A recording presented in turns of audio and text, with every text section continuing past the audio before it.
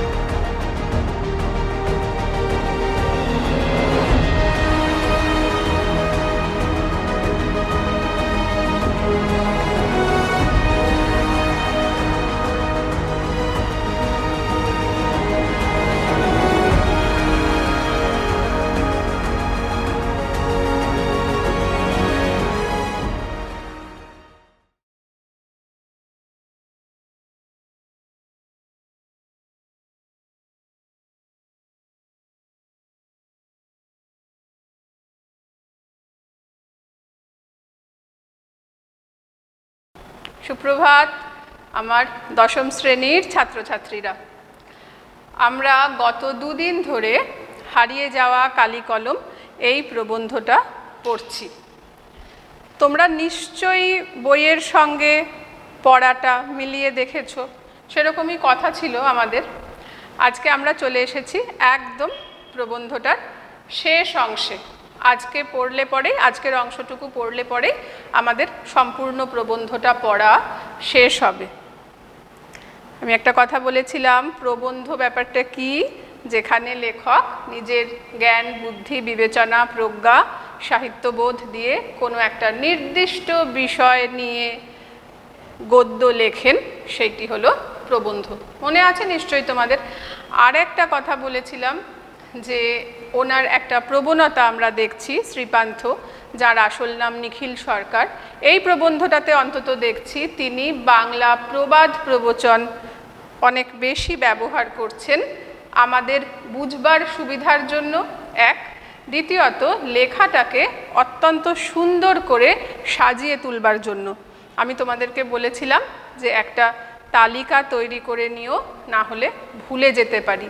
যেহেতু প্রবন্ধটা বেশ বড় এবং অনেক রকম ভাবনার সমাহার, তোমাকে হঠাৎ করে মাঝখান থেকে একটা লাইন তুলে প্রশ্ন দিলে তুমি তোমার মনের মধ্যে খুঁজে নাও পেতে পারো যে এইটা কোথা থেকে নেওয়া, তুমি বুঝতে পারবে, কিন্তু বইয়ে ঠিক কোন জায়গাটায় ছিল সেটা ঝট করে মনে নাও পড়তে পারে যদি তুমি তোমার মতন করে একটা পরিকল্পনা তৈরি করে না নাও যে এই জায়গাটাতে এই জায়গাটা, এই ব্যাপারগুলো এইখানে আছে, এই স্তবকটাতে উনি এই জিনিস ব্যবহার করেছেন, এই জনের নাম বলেছেন। আমি কেন নামের কথাটা বলছি বাবা, খেয়াল করো যে আমরা কিন্তু এর মধ্যে অনেকজন সাহিত্যিকের কথা, সাহিত্যিকের নাম জানতে পারছি। উনি শৈলজানন্দ মুখোপাধ্যায়ের কথা বলেছেন, একটা জায়গায় বলেছেন না, যে যেখানে উনি তার ফাউন্টেন পেনের সংগ্রহ দেখেছেন। এরপরে যখন আমরা পড়ব, দেখো আবার ওখানে এটাও বলেছেন যে তিনি তার এই নেশাটা পেয়েছিলেন শরৎচন্দ্রের কাছ থেকে। এই যে এই নামগুলো আমরা জানতে পারছি। তারপরে যখন উনি ফাউন্টেন পেন কিভাবে তৈরি হলো বলছেন, তখন ওই যে লিউইস এডসন ওয়াটারম্যানের কথা বলছেন। এরকম করে অনেক নাম এসে যাচ্ছে। আরও পুরনোতে যখন আমরা পড়ছিলাম, মানে আরও আগে যখন ছিলাম, সেইখানেও খেয়াল করে দেখো উনি জুলিয়াস সিজার, কাফকা, এদের কথা বলছেন। উইলিয়াম জোন্স, কেরি সাহেবের মুন্সি রামরাম বসু, আগের দিন বলেছিলাম তোমাদের, কেরি সাহেবের মুন্সির লেখকের নাম প্রমথনাথ বিশি। এই যে এতগুলো নাম, এটা কিন্তু মাথার মধ্যে জট পাকিয়ে যেতে পারে যদি তুমি লিখে লিখে না পড়ো। পড়বে আর নিজের মতন করে তোমার সুবিধা অনুযায়ী তুমি নোট তৈরি করবে যে এইগুলো আমাকে মনে রাখতে হবে। আমরা এর আগের দিন যে জায়গাটাতে ছিলাম সেখান থেকে আজকের পড়াটা শুরু করব। আমরা এরকম একটা জায়গায় ছিলাম যে লেখক বলছেন যে শুভ ঠাকুর, আমি বানানটা লিখে দেখিয়েছিলাম যে বানানটা কিন্তু একটু অন্যরকম, দন্তস্বয়ে হ্রস্ব উকার, ভয়ে ওকার, আর তার সম্পূর্ণ নাম সুভগেন্দ্রনাথ ঠাকুর। তার একটা বিখ্যাত দোয়াতের সংগ্রহ ছিল, মানে দোয়াতের একটা বিখ্যাত সংগ্রহ ছিল, যেখানে উনি সত্যিকারেরই সোনার দোয়াত কলম দেখতে পেয়েছিলেন।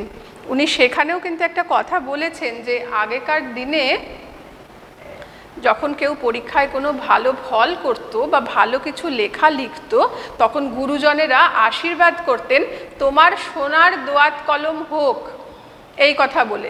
সেটা তো আশীর্বাদের জন্য আশীর্বাদ, কিন্তু সত্যি সত্যিই যে সোনার দোয়াত কলম হতে পারে সেটা উনি কোথায় দেখলেন? সেটা উনি শুভ ঠাকুরের কাছে দেখলেন, তার বিখ্যাত দোয়াত সংগ্রহ সেইখানে। এই কথাটা বলতে গিয়ে যখন উনি এই শুভ ঠাকুরের প্রসঙ্গটা আনছেন, কথাটা বলছেন, তখন না উনি আবার পুরনো দিনের কথাতে ফিরে যাচ্ছেন। এটা কিন্তু ওনার একটা ভঙ্গি, খেয়াল করো। আমরা আগেও পড়েছি যখন উনি ওনার ছোটবেলার কথা বলতে বলতেই ভাবছেন যে ইস, এমন যদি হতো যে আমি যীশু খ্রিস্টেরও জন্মের আগে জন্মেছি, এমন হতে পারতো আমি সুমের সভ্যতায় জন্মেছি, আমি ফিনিশীয় সভ্যতায় জন্মেছি, আমি জুলিয়াস সিজারের সময় জীবিত ছিলাম, এরকম এরকম বলছেন না?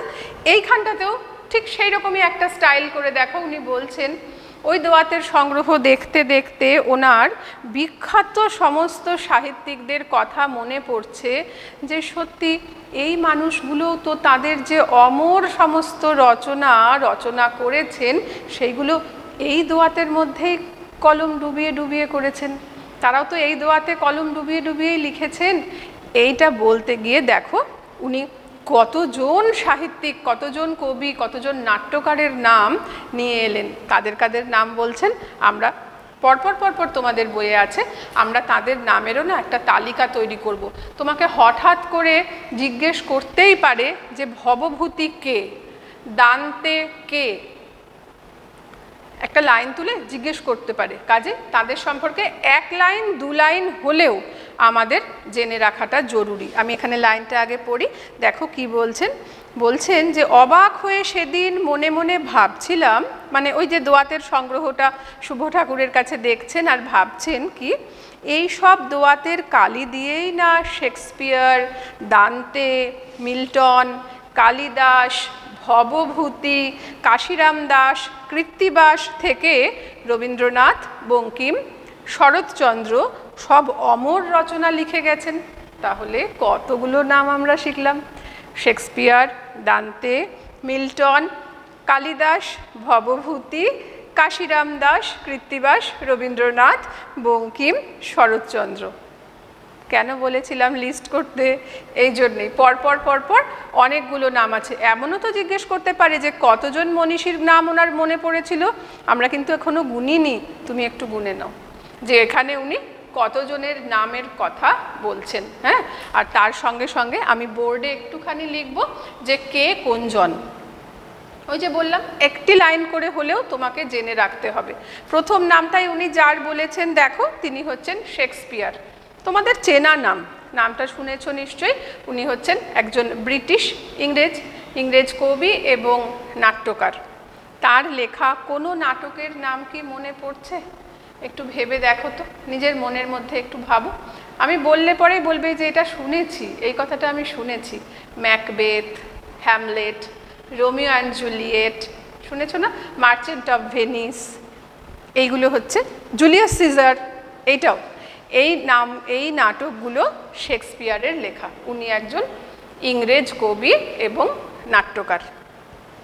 এর পরে যে নামটা দেওয়া আছে দেখো, শেক্সপিয়ারের ঠিক পরে দান্তে আলিগিয়েরি তার পুরো নাম। হ্যাঁ, উনি কিন্তু ইটালির লোক, ফ্লোরেন্সে জন্ম হয়েছিল। তার একটা বিখ্যাত বই, এটা ইতিহাস বইয়ে হয়তো কখনো নামটা শুনে থাকবে, ডিভাইন কমেডি, ইতালিয়ানে ডিভিনা কমেডিয়া এটা বলে, আমরা ডিভাইন কমেডি নামেই জানি, সেটাই বলবো আপাতত মনে রাখার সুবিধার জন্য আমাদের। তার পুরো নাম কি বললাম? দান্তে আলিগিয়েরি। আর একজনের কথা বলছেন মিল্টন, তিনিও জন মিল্টন, পুরো নাম, একজন ইংরেজ কবি। প্যারাডাইস লস্ট এটা হচ্ছে তার লেখা এক অমর রচনা। এই কয়েকজন ইউরোপের কবির কথা উনি বলেছেন, তারপরে কিন্তু চলে এসছেন আমাদের ভারতবর্ষে। তাহলে আগে আমরা তিনজন ইউরোপীয় কবি যাদের কথা বলেছেন তাদের নামটা লিখি, পাশে পাশে তার বিখ্যাত অন্তত একটা কাব্যের নাম আমরা লিখব, কবির নাম বা নাট্যকারের নাম, আর তার সঙ্গে তার একটা অমর রচনার নাম। তুমিও কিন্তু তালিকাটা তৈরি করো, হ্যাঁ। তারপরে আমরা যারা সংস্কৃত নাট্যকার তাদের নামও আছে, তারপরে সেখানে যাব। আগে ইউরোপীয়টা শেষ হয়ে যাক। কতজনের যেন বললাম আমরা? 1 2 3, তিনজনের নাম লিখে নিই। প্রথম নামটা লেখা আছে শেক্সপিয়ার। কোথাকার বললাম বাবা? ইংল্যান্ডের। তারপরের জন উইলিয়াম শেক্সপিয়ার পুরো নাম, হ্যাঁ। তারপরের জন হচ্ছেন দান্তে, দান্তে আলিগিয়েরি পুরো নামটা। আর তারপরের জন হচ্ছেন মিল্টন, জন মিল্টন, এটা সম্পূর্ণ নাম।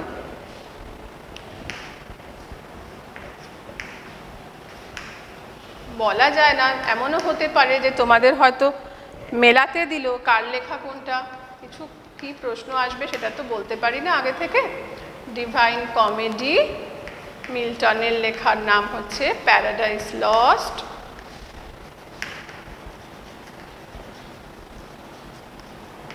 শেক্সপিয়ারের তো অনেক লেখাই বিখ্যাত, আমরা অন্তত দুটো লিখে রাখছি, কেমন?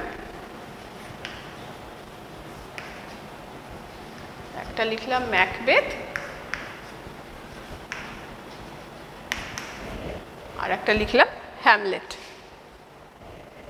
এরপর লিখে নাও এটা। তারপরে দেখো উনি আরও কয়েকজনের কথা বলছেন। একজনের কথা বলেছেন কালিদাস, এই নামটা তো সবাই শুনেছ। দ্বিতীয় চন্দ্রগুপ্তের সভাকবি ছিলেন, গুপ্ত সাম্রাজ্যের সময় ওনার জন্ম, যখন গুপ্ত সাম্রাজ্যের স্বর্ণযুগ, সেই সময় কালিদাস সংস্কৃত ভাষায় লেখা ওনার সমস্ত রচনা, সংস্কৃত নাট্যকার। ঠিক শেক্সপিয়ার যেরকম খ্যাতি পেয়েছেন ইংরেজি সাহিত্যে, কালিদাসও কিন্তু সংস্কৃত সাহিত্যের ক্ষেত্রে ঠিক তেমনই। কালিদাসের লেখা তোমরা তো নিশ্চয়ই নাম শুনে থাকবে। অভিজ্ঞান শকুন্তলম, শকুন্তলার যে গল্পটা, তোমরা 9-এ তো দুষ্মন্তর একটা গল্প শকুন্তলা দুষ্মন্ত পড়েছো, সেটা অবশ্য বিদ্যাসাগরের অনুবাদ করা, মূল লেখাটা কিন্তু কালিদাসের। মেঘদূত, এটা কালিদাসের একটা বিখ্যাত লেখা, কেমন? একটু একটু মনে রাখতে হবে। তারপরে আর একজনের কথা আছে দেখো, ভবভূতি।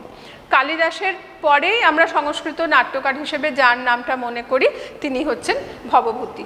উত্তর রামচরিত, এইটা তার লেখা একটা বিখ্যাত নাটক। উত্তর রামচরিত কার লেখা বললাম? ভবভূতির লেখা। আর কার নাম দেওয়া আছে? কাশিরাম দাস, এই নামটা তো খুবই চেনা, যিনি কিনা বাংলায় মহাভারতের ভাবানুবাদ করেছেন। কৃত্তিবাস ওঝা, যিনি বাংলায় রামায়ণের ভাবানুবাদ করেছেন। এই নামগুলো তোমায় কাজগুলো মনে রাখতে হবে। বাকি তিনজনের কথা তোমরা ভীষণ পরিচিত, রবীন্দ্রনাথ, বঙ্কিমচন্দ্র, শরৎচন্দ্র। এই কথাটা আমি এক্ষুনি আর এতখানি বিস্তারিত আলোচনা করবার দরকার নেই, তুমি জানো। যেগুলো আমাদের না জানার মধ্যে ছিল আমি সেইগুলো উল্লেখ করলাম। তাদের মধ্যে হচ্ছেন তিনজন, শেক্সপিয়ার, দান্তে, মিল্টন আর কালিদাস ভবভূতি। সেই কালিদাস ভবভূতির যে অমর রচনা সেটাও আমি লিখব, তারপরে আমরা পরের স্তবকটাতে যাব।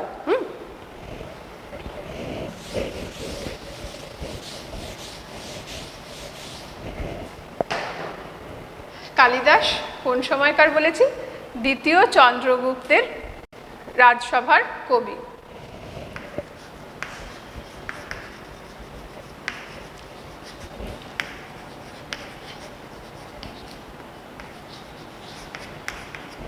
কালিদাসের বিখ্যাত লেখা মেঘদূত। কুমার সম্ভব। আর অভিজ্ঞান শকুন্তলমটা তো বললামই।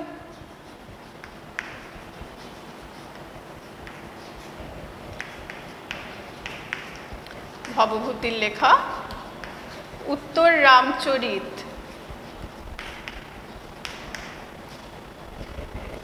এইটা তোমাদের আর তো এই দুটোই দেওয়া আছে, আর একটা লিখে রাখি, মালতী মাধব।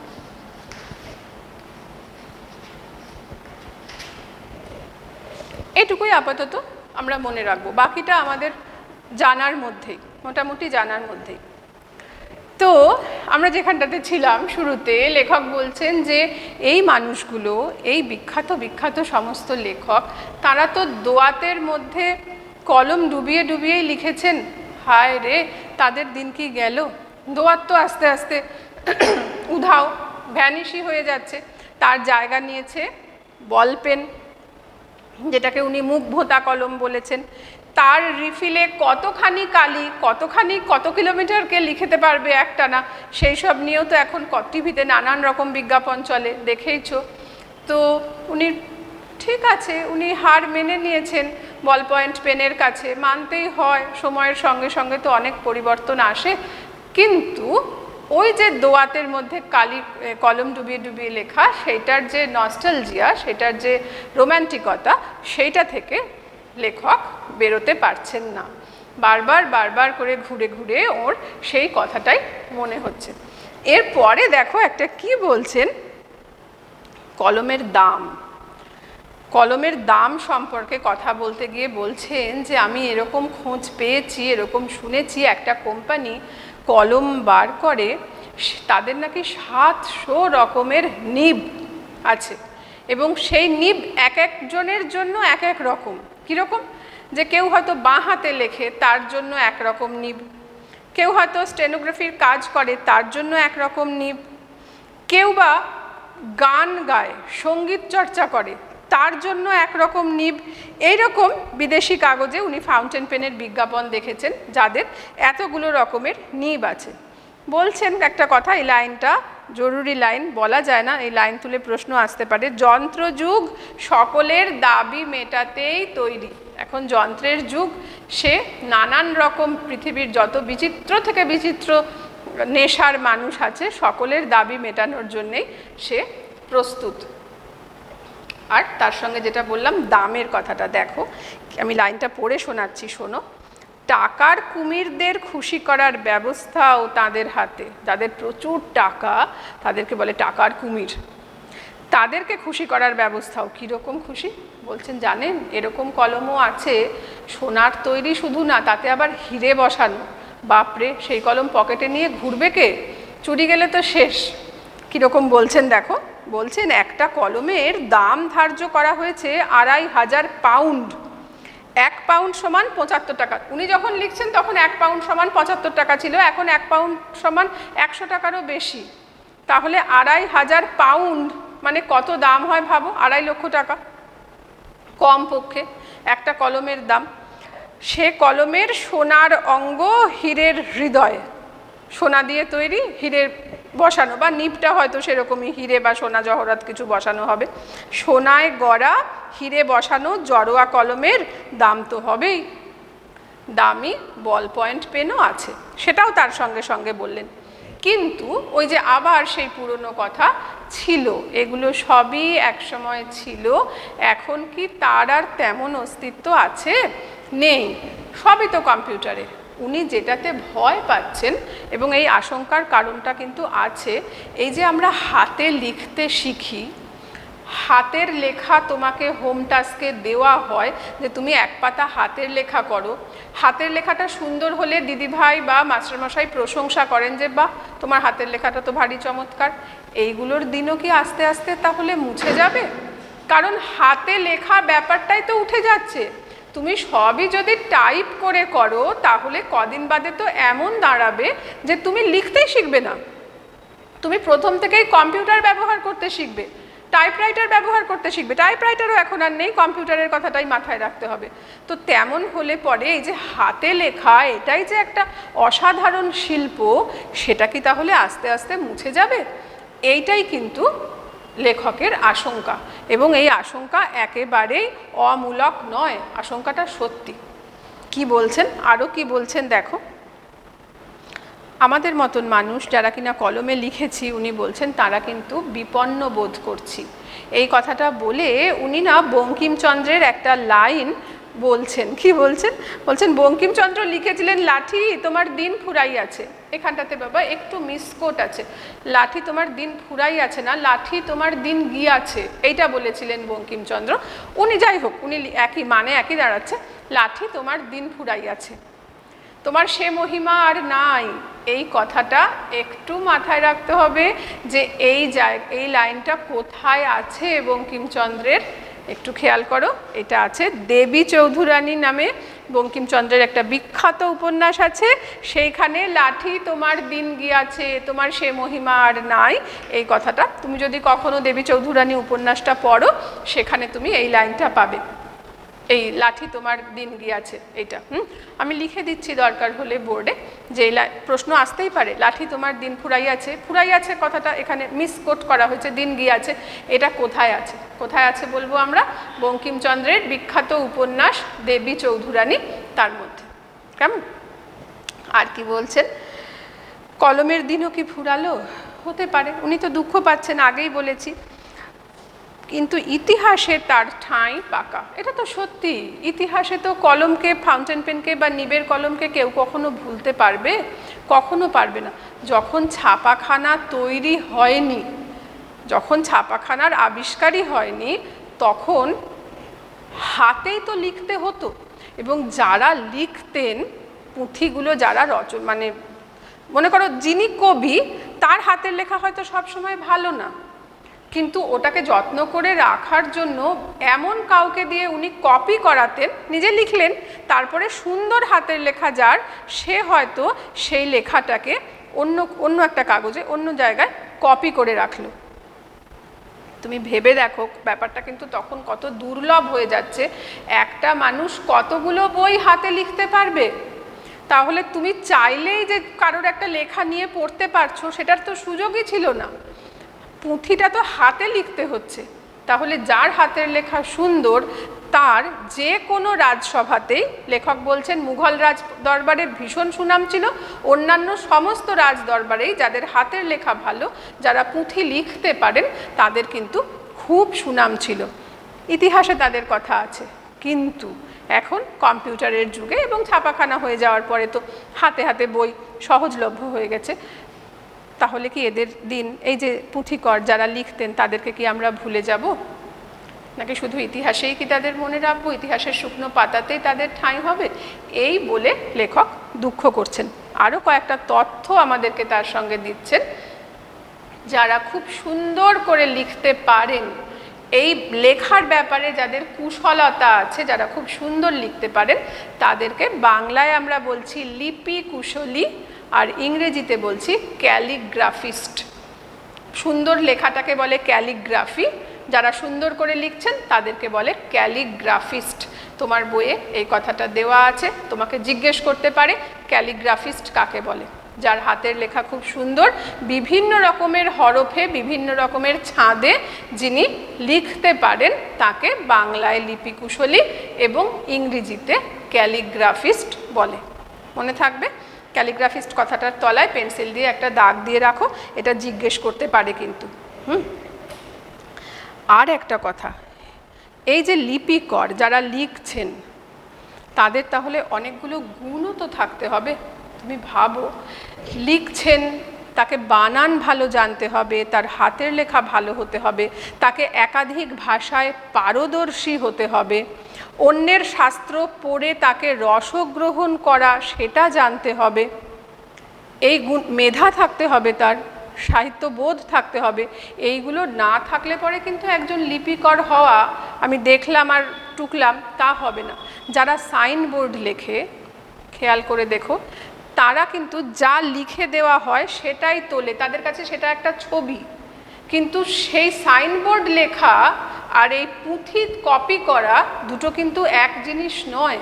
পুঁথি কপি করতে গেলে তোমাকে পুঁথিটা ভালো করে পড়তে হবে, তার রসটাও গ্রহণ করতে হবে, তার অর্থটাও বুঝতে হবে। সেই মেধা, সেই বুদ্ধি, সেই পরিশ্রম থাকলে তবেই তুমি একজন পুঁথিকর হতে পারবে, এবং সেই ভাষাটা যদি তুমি খুব দক্ষভাবে জানো তবেই। এই গুণগুলো থাকতে হবে। আমাদেরও জানো মৎস্য পুরাণ, গরুর পুরাণ, এই সমস্ত বইয়ে না এই লিপিকরদের কি কি গুণ থাকা উচিত সেই সম্পর্কে যথেষ্ট আলোচনা করা আছে। মানে ভারতবর্ষে এই পুঁথি লেখালেখি করা, সেটা কপি করা, এর সংস্কৃতি কিন্তু অনেক পুরনো। সেটা সেই সংস্কৃতি আছে আমার দেশে, অথচ সেই সংস্কৃতি থেকে আমরা এখন বেরিয়ে কম্পিউটার নির্ভর হয়ে যাচ্ছি। যুগের সঙ্গে তাল মেলাতে গেলে হতেই হবে। সেইখানটাতেই লেখকের একটুখানি দুঃখ, একটু আফসোস লেখকের সেইখানে।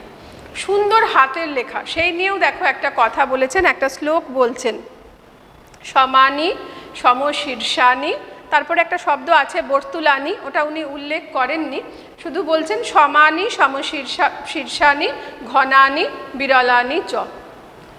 সমানি লেখাটা সমান হবে, সমানি উচ্চারণটা হওয়া উচিত, আমি বাংলার মতন করে বললাম, সংস্কৃত উচ্চারণ করলে দন্তস্বয়ের উচ্চারণ স হবে।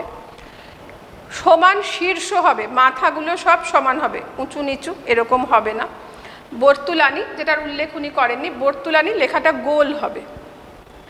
বাংলাতে অবশ্য সব হরফ তো গোল নয়, বাংলাতে তো ক খ এগুলো যথেষ্ট কোণা আছে লেখাগুলোর মধ্যে। আমরা যখন এই উল্লেখটা পুরাণের মধ্যে আছে, সেখানকার হরফ হয়তো গোল ছিল, যে কারণে বর্তুলানি কথাটা বলা হচ্ছে। ঘনানি বিরলানি চ, লেখাগুলো যেন গায়ে গায়ে না উঠে যায়, যথেষ্ট পরিমাণ ফাঁক রেখে রেখে সুন্দর করে ছত্রের পর ছত্র যেন লেখা হয়, সমান হবে, মাত্রা সমান থাকবে, একটা আর একটার গায়ে উঠে যাবে না, সুশৃঙ্খলভাবে লেখা হবে। এই রকম হাতের লেখা যার, তাকে আমরা প্রকৃত লিপিকর, সুন্দর হস্তাক্ষর সম্পন্ন লিপিকর, মুক্তোর মতন হাতের লেখা এই রকম লিপিকর তাকে বলবো, যে পুঁথি দেখলে চোখ জুড়িয়ে যাবে, মনে হবে যেন আলপনা দেওয়া আছে, এতটাই সুন্দর। তো ওই যে দুঃখ থেকে বেরোতে পারছেন না, যে তাহলে কি এগুলোর দিন ফুরলো, এগুলোকে কি আর পাবো না আমরা, এই বলে উনি আফসোস করছেন। আর একটা কথা বলছেন, এই যে এতখানি পরিশ্রম, এতখানি মেধা এটার সঙ্গে যুক্ত আছে, তাদের রোজগার কিন্তু খুব বেশি ছিল না বলে দেখো পরের স্তবকে উনি উল্লেখ করে বলছেন, 4 খণ্ড রামায়ণ, রামায়ণের মতন বই, 4 খণ্ড রামায়ণ কপি করে একজন লেখক অষ্টাদশ শতকে, মানে 1701 থেকে 1800 সালের মধ্যে সময়টা অষ্টাদশ শতকে পেয়েছিলেন কি নগদ 7 টাকা। অনেকদিন আগের কথা বলছি আমরা, তখন 7 টাকারও অনেকটা দাম ছিল, একটু খেয়াল রাখতে হবে সেটা। নগদ 7 টাকা, কিছু কাপড় আর মিঠাই। নগদ 7 টাকা, কিছু কাপড় আর মিঠাই কার বিনিময়ে পেলেন? 4 খণ্ড রামায়ণ কপি করার বিনিময়ে।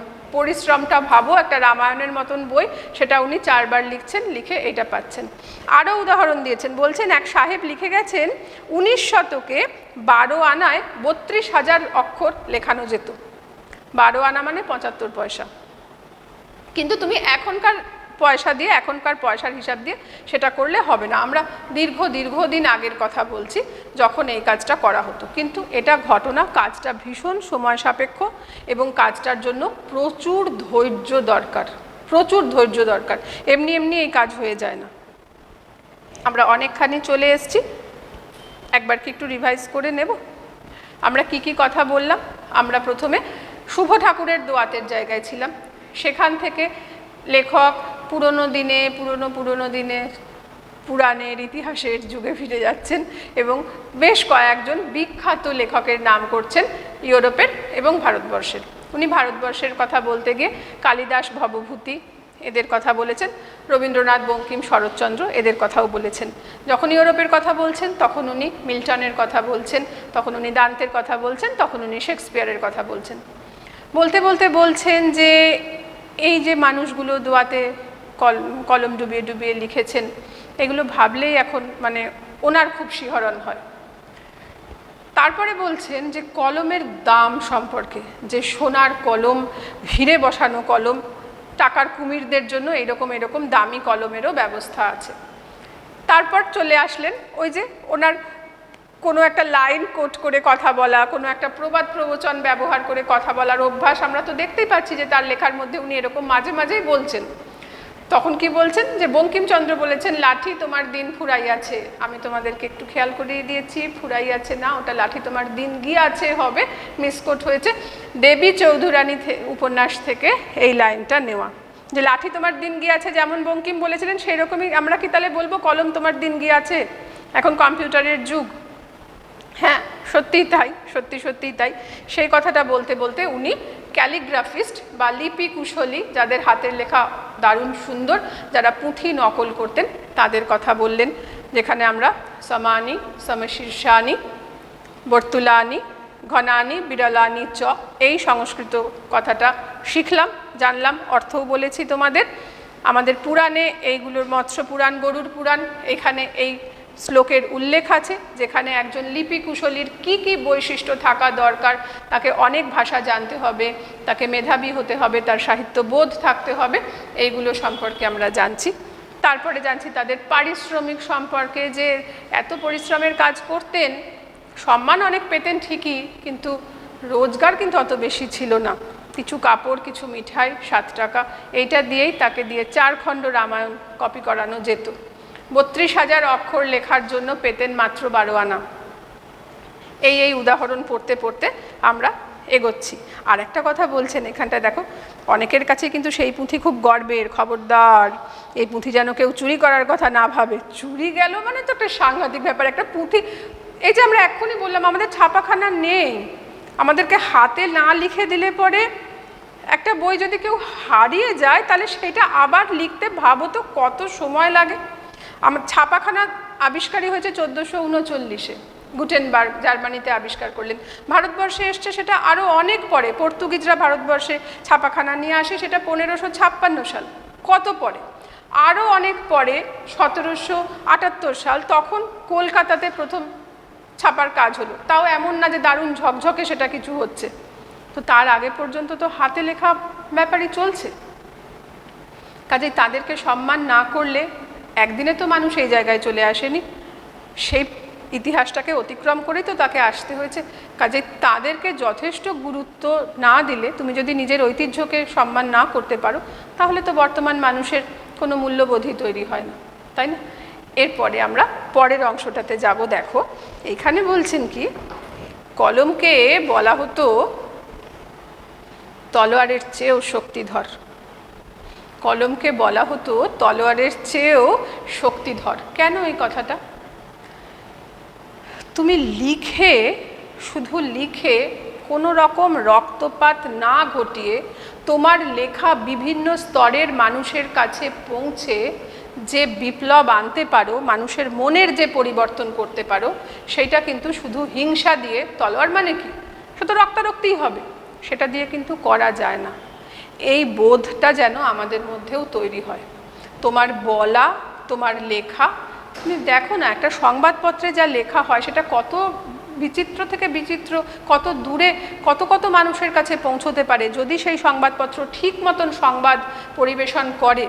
কোনো একটা ম্যাগাজিনে তোমার একটা লেখা, তোমার একটা ভাবনা কত দূরের মানুষের কাছে যেতে পারে, কতজনের ভাবনার পরিবর্তন করে দিতে পারে, যেটা কিনা শুধু তলোয়ার দিয়ে, বুকের কাছে তলোয়ার ধরে কাউকে তোমার হ্যাঁ হ্যাঁ করানো, এটা হ্যাঁ সাময়িকভাবে খুব সত্যি, কিন্তু তোমার ভেতরের পরিবর্তন হলো কি? তুমি হয়তো ভয়ে হ্যাঁ বললে। হিংসা দিয়ে সেই কাজ করা সম্ভব না যেটা লেখা দিয়ে, কলম দিয়ে করা সম্ভব। এখানে লাইনটা কি বলছেন?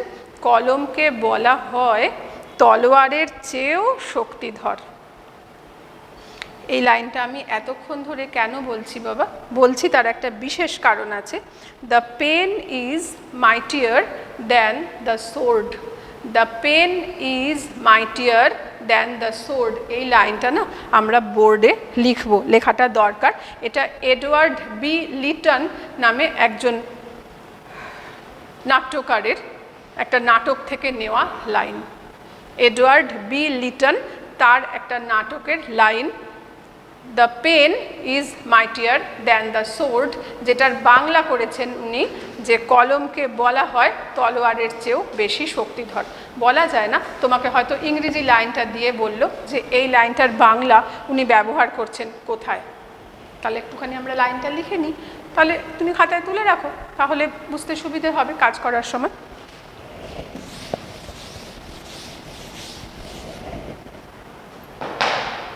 কি বললাম লাইনটা?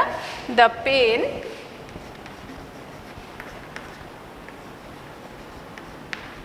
is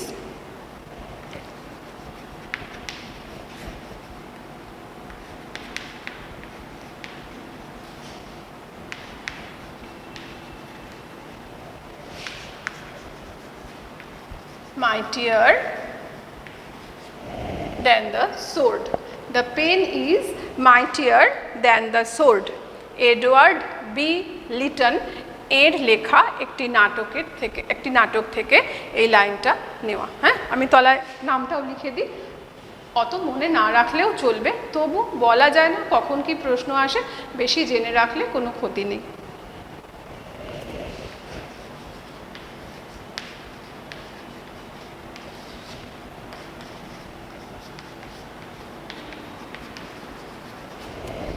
এর একটি নাটক থেকে লাইনটা নেওয়া। তোমাকে দু রকমের প্রশ্ন করতে পারে।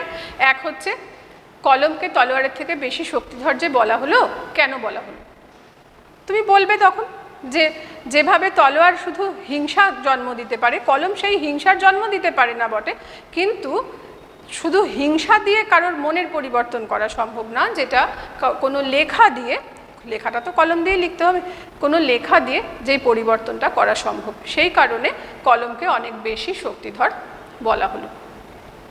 ঠিক আছে, আর একটা প্রশ্ন আসতে পারে এইটা, যে এটা কোন ইংরেজি লাইন থেকে নেওয়া, সেই জন্য তোমাকে ইংরেজি লাইনটা এবং লেখকের নামটাও তুলে দেওয়া হলো। ঠিক আছে, এরপরে আমরা যে জায়গাটাতে আসব, দেখো এখানটা একটুখানি আমাদের পড়তেও হবে। কি বলছেন?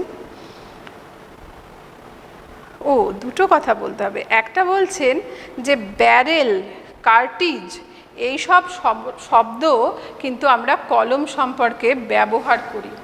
কলম সম্পর্কে আমরা কয়েকটা শব্দ ব্যবহার করি, ব্যারেল, কার্টিজ ইত্যাদি।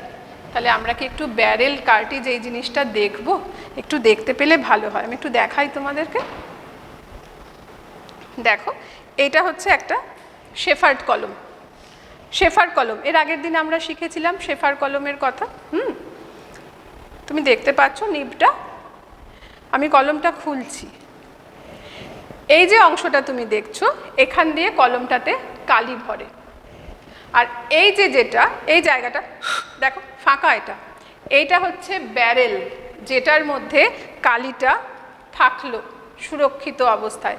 কখনো কখনো এমনও হয় যে এই জায়গাটা থাকেই না, এই ব্যারেলটার মধ্যেই সরাসরি কালি ভরা হয়। আমি বোঝাতে পারলাম কথাটা? এটাকে বলছে, এই যে ফাঁকা জায়গাটা যেটার মধ্যে কালি ভরে রাখা সম্ভব, সেটা হচ্ছে ব্যারেল। আমরা ব্যারেল কথাটা বন্দুক বা কামান সম্পর্কেও কিন্তু ব্যবহার করি। আর এখানে ব্যবহার করা হচ্ছে কি সম্পর্কে? এখানে ব্যবহার করা হলো কলম সম্পর্কে। আর একটা দেখি, যেখানে কার্তুজটা দেখতে পাবো, দাঁড়াও,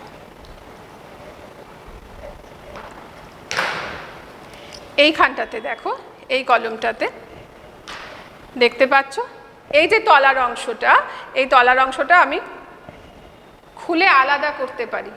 এইটা হচ্ছে কার্তুজ, যেটা কিনা বন্দুকে ভরলে পরে তুমি যখন বন্দুকটাকে চালাও, বারুদ সমেত গুলিটা ছুটে যায়।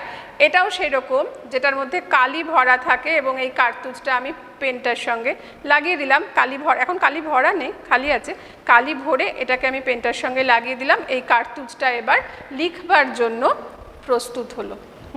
তাহলে এই যে ব্যারেল এবং কার্তুজ, এই শব্দগুলো একটা কলমের জন্যেও আমি ব্যবহার করছি, আবার একই সঙ্গে আমি ব্যবহার করছি বন্দুকের জন্য। ভাবো তাহলে দুজনের মধ্যে কেমন তুলনা করলেন উনি।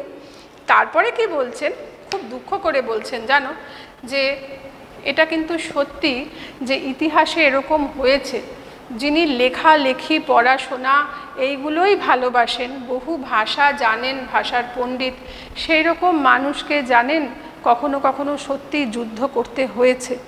ইতিহাস এমন ক্রূর, এমন নিষ্ঠুর যে নামতে হয়েছে যুদ্ধে। নাম বলা নেই, আমি তোমাদেরকে একটু নামটা বলবো। একজন হচ্ছেন শাহজাহানের ছেলে দারা শিকো, যিনি ফার্সি ভাষার একজন মহৎ, কি বলবো, ভাষাতাত্ত্বিক এবং লেখক ছিলেন। সেই দারা শিকোর মৃত্যু হয় আওরঙ্গজেবের হাতে, জানো, লড়াইও হয়েছিল। তো তিনি তো নিজে একজন কবি মানুষ, এই দারা শিকো, অথচ লড়াই করতে হলো। নাম দেওয়া নেই, কিন্তু প্রসঙ্গটাতে বোঝা যাচ্ছে যে তার কথা বলা হচ্ছে।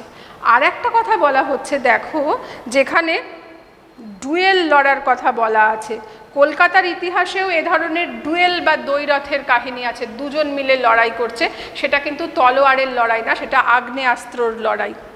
সেই লড়াই যখন যদি কখনো কলকাতার ইতিহাস পড়ো, দেখবে ওয়ারেন হেস্টিংস বাংলার গভর্নর ছিলেন, তার সঙ্গে স্যার ফ্রান্সিস ফিলিপ, এই দুজনের এইরকম আগ্নেয়াস্ত্রর লড়াই হয়েছিল, যেখানে ওয়ারেন হেস্টিংস তিনিও কিন্তু একজন বাংলা ভাষা এবং সংস্কৃতির খুব কি বলবো, খুব মর্যাদা দিতেন, খুব ভালোবাসতেন বাংলা ভাষা সংস্কৃতিকে।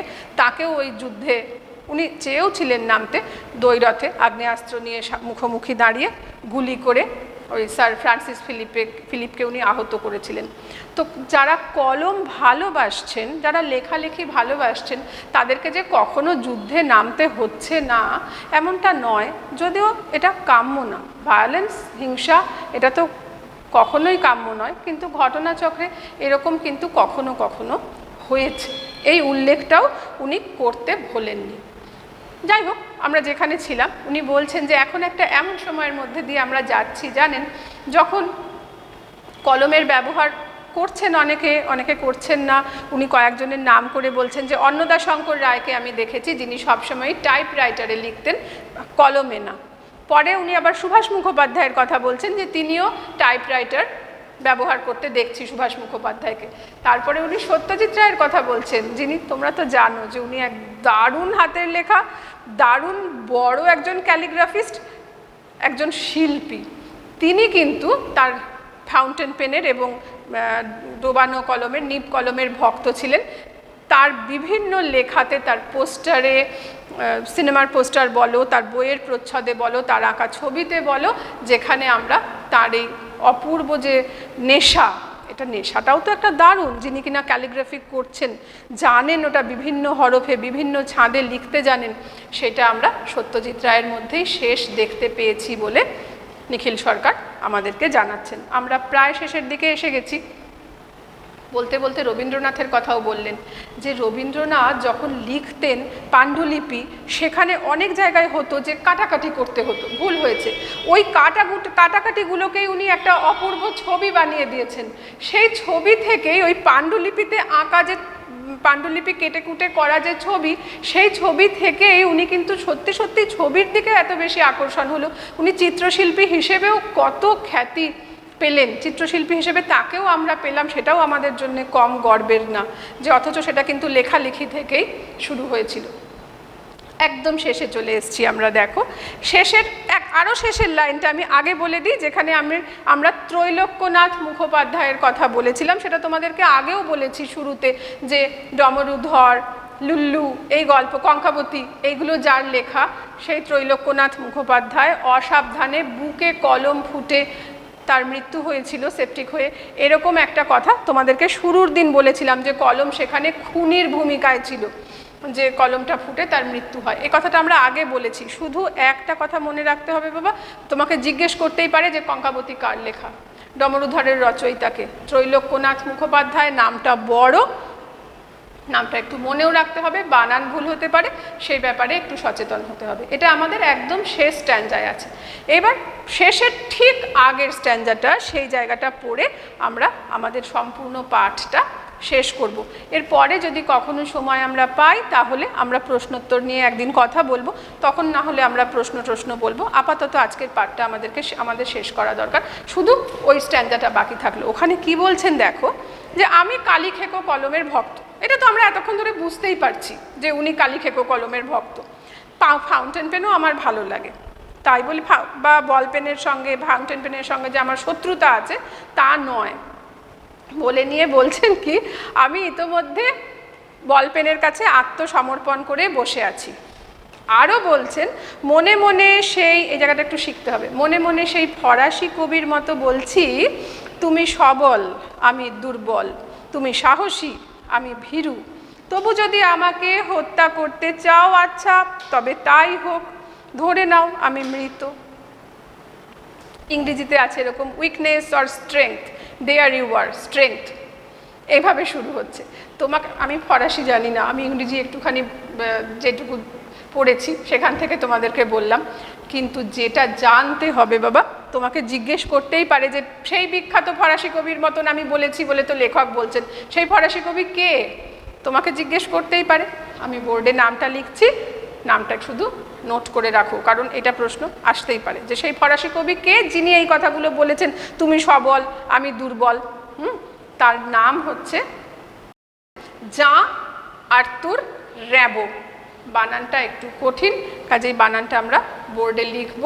মনে রাখতে হবে তোমাকে ফরাসি কবির নামটা।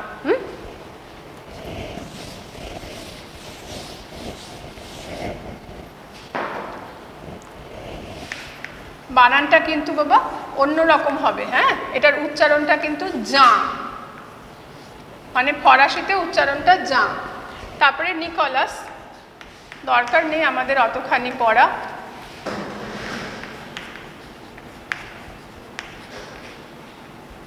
এটার উচ্চারণ হচ্ছে আর্তুর।